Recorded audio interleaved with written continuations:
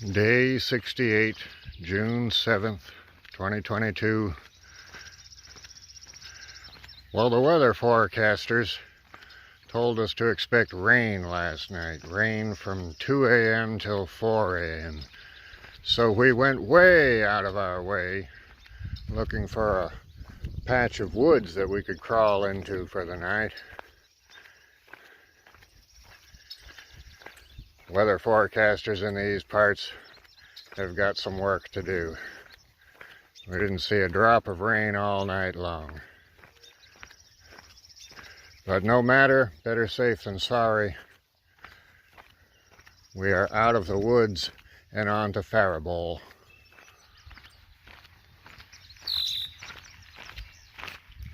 Hey folks, you know how sometimes you think you hit the record button, only you look back later, you find out nothing was recorded, and you come to tell the tale, you've got nothing to show for it? Well, that's what happened to me this morning, so I'm here to try to fill in the gaps for you. And this story actually started last night. I was looking for a place to camp, and I needed some trees in order to pitch a tarp. I was expecting rain. So I was way off the main road down a dirt side street looking for a stand of trees, and a dog came up to me, wanted to be friends. I knew it wanted to be friends because he jumped straight up and put his muddy paws all over my bright yellow t-shirt. I pushed the dog down. I gave him a few pets. I said hello. I figured it was a local dog, must belong to one of the nearby houses. And then I tried to send him on his way. He wouldn't go. He followed me all the way down this dirt road and into the woods where I was trying to set camp. And eventually, I thought that I had let him know that I didn't want to be friends, and he went off somewhere to spend the night on his own. I figured he went home. But the next morning, when I was hiking back out to the main road, there he was again. And this is the part that I thought I'd recorded and didn't, is me trying to shoo this dog away, trying to get him to go home. He didn't go. He followed me all the way out to the main road and continued following me as I started heading out to Faribault. And that's where we take up the tale.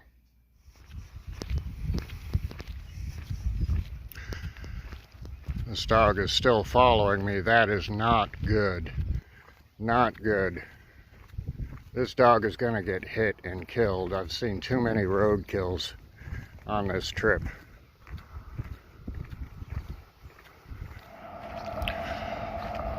Well, I couldn't find a phone number for Kenyon Animal Control, so I called 911. This is... I can't tell you.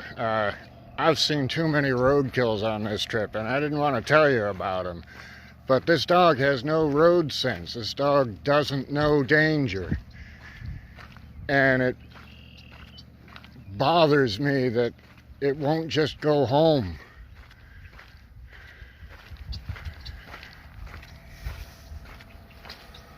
I don't see a name tag on it. I mean, the dog has a collar. I didn't see a tag that had an owner's name or anything.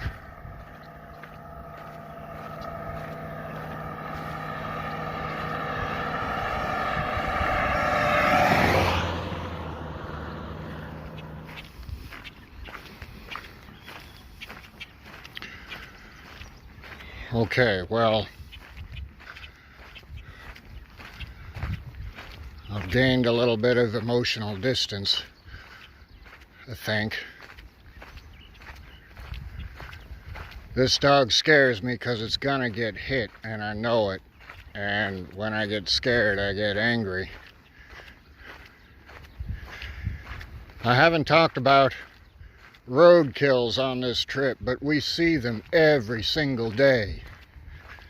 We see dead animals by the side of the road, and nobody cares.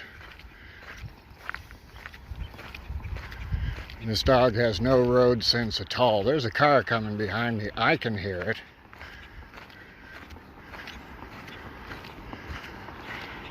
I have yelled and yelled and yelled until I'm hoarse. Dog has no sense. I tried to call animal control. I couldn't find a number, so I called 911. That was over an hour ago. Didn't seem to take it too seriously.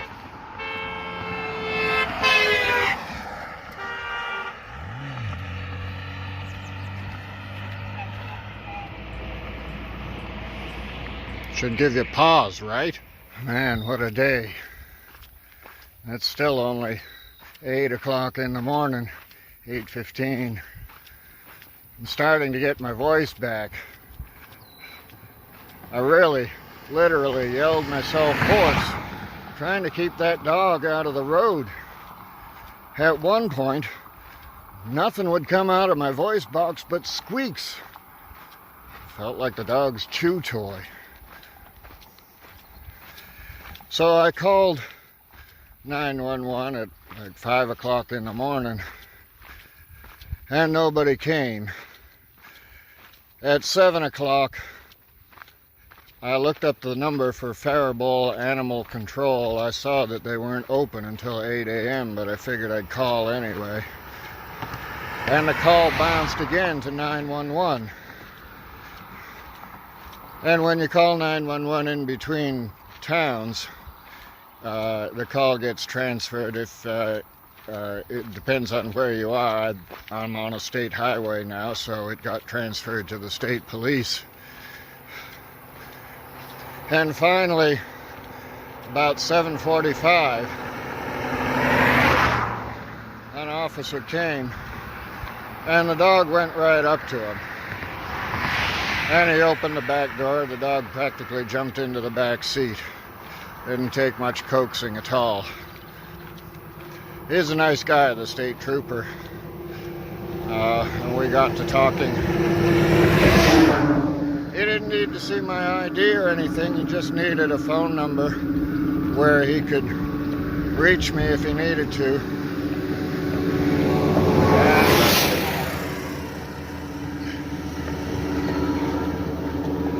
He seemed interested in what I was doing. He swore up and down that the sun does shine in Minnesota.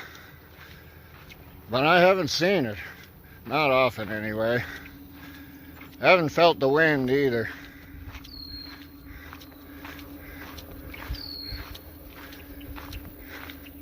Anyway, I hope that dog makes its way home.